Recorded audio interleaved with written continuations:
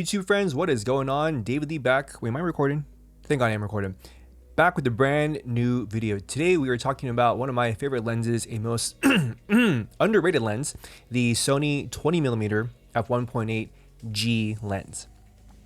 Now this lens isn't new. It's been around for a couple of years, as long as the A7 Mark IV, which is what I'm filming on right now. And all my YouTube videos, this talking head setup is pretty much just A7 IV with the 20mm f1.8. And I want to give you guys a couple of reasons why I specifically wanted to buy this lens, right? And why I use this lens today for many purposes. So number one, when it came to BTS is very important for all of us, right? Any of us who are content creators who are designing our brand in such a way where we can be able to create content, right? For our Instagram, for our YouTube channel, things like that. So I wanted a lens where it was wide enough, but not like ultra wide. I don't need a 12mm or a 14mm, right? Anything between like 16 and 35 would be great. So originally I was wanting to pick up like a 16 to 35, but it's a pretty hefty lens as far as like the Sony one goes. And I wanted, I kind of want just a prime lens, something that's kind of compact, something that is fairly lightweight. I can just chuck in a camera bag or in a Pelican, and I know it's not going to take up space or weigh down the package. It's something where I know I don't need like any kind of lens support. It's gonna fit straight on a Sony mirrorless camera or any larger Sony E-mount camera that I want to put it on. So again, the first reason why I wanted to buy the 20mm lens or something in that range was essentially something lightweight, something compact that wasn't going to weigh down anything else that I wanted to carry with me. Number two is the speed. I wanted something at least like an f2. F2.8 is totally fine, but there's times where low light situations, if you're doing BTS where you just cranking up the ISO or something in that situation, I wanted like at least an f1.8 or an f2 where there was speed, there was at least some separation, background separation for like my YouTube channels if we're talking head stuff. And so the 20mm fit that checkbox as far as having a fairly fast lens. And the third reason why I wanted to pick up the 20mm lens is, compared to like the Sigma Art lenses at the time, they were still very good, and I've owned Sigma Art lenses for quite a number of years. I still own my Sigma Cine full frame primes and the high speed zoom.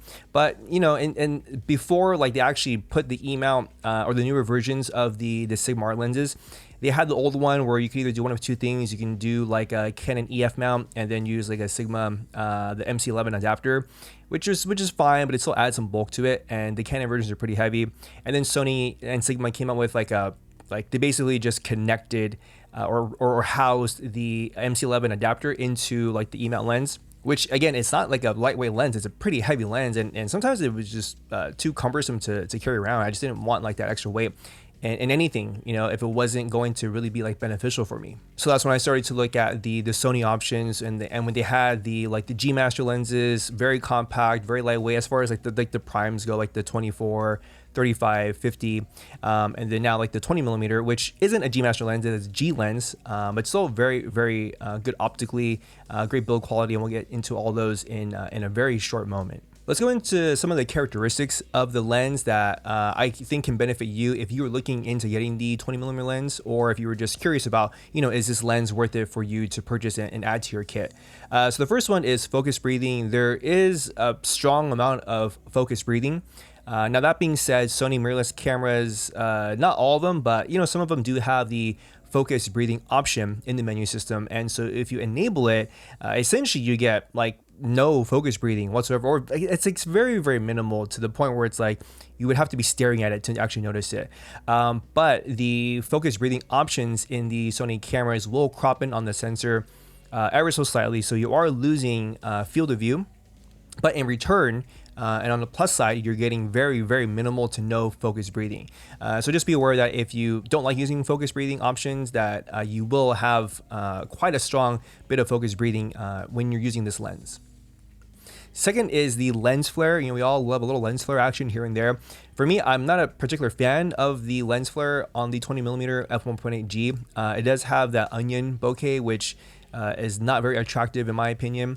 And whether you have a diffusion filter in front, or if you're just using the lens raw, like no filter, not even like regardless if you're using ND or polarizer, it's just like how the optics are designed when you're getting a lens flare. So if you were, hoping for a really cool lens flare, a little bit disappointed in that area.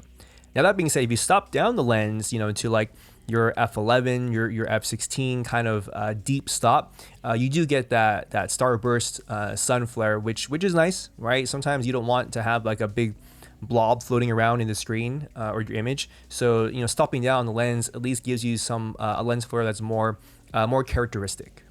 Now comparing it to the G Master lenses, it is essentially the same functionality, the same features. You have the option to de-click the aperture, which is great if you're doing like iris pulls, or if you just want something a little bit more smoother and you're used to like the old school clicking action of an aperture. You can de-click the aperture just like on the G Master lenses. There is a AF and MF button, so that way you can switch from AF to MF for whatever reason. Maybe you're doing like a time lapse and you want the focus not to hunt at all. There is also the side button, the assignable button, which by default is manual focus hold, which is great. There's times where autofocus will work perfectly, and there's times where the autofocus just isn't doing anything you want it to do. So to be able to hold down the assignable button and go immediately into manual focus mode, pull your own focus, get your focus, and then say you need to immediately go back to autofocus mode, you can release the button and then the lens is back into autofocus mode without you having to click or de-click the AF MF button. Other than that, the filter size, it is a 67mm filter thread, so a little bit on the smaller side, but again, the lens is fairly small, so a step of rings will be your best friend, or if you already have like 67mm threads that match whatever you're using, then at least you have that option for you. We'll do a little search, good old B&H. I actually did buy this lens brand new. Tip for you all though, in my experience, it's totally fine buying used lenses. I would say 80-90% of my lenses, even like my cinema lenses, are all used. Like unless the use is really like fucked up, like it's like someone dropped it from I don't know, like a 20-story building or something like that, the lens is gonna be fine. So if you're shopping around if you're worried about getting a used lens, don't worry about it. Like check out eBay, check out B&H, Adorama, Facebook Marketplace, right? Just make sure that like the lens elements aren't messed up in any way, and you'll be fine.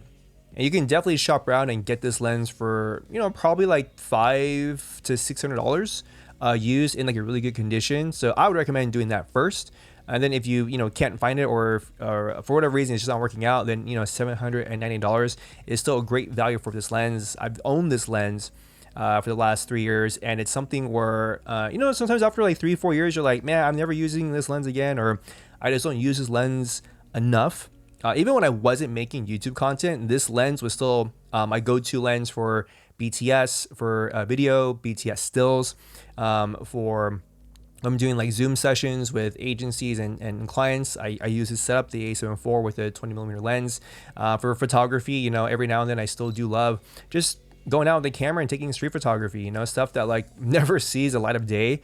But it's just like a passion of mine, So even during that time when I wasn't making content, like talking head kind of stuff, I was still using this lens. And I don't see myself selling this lens unless it like breaks or something like that, right? Or unless they come up with like a G Master lens that's like a 1.4, then I may sell the lens at that point, But this lens has definitely the ROI on it has been well received.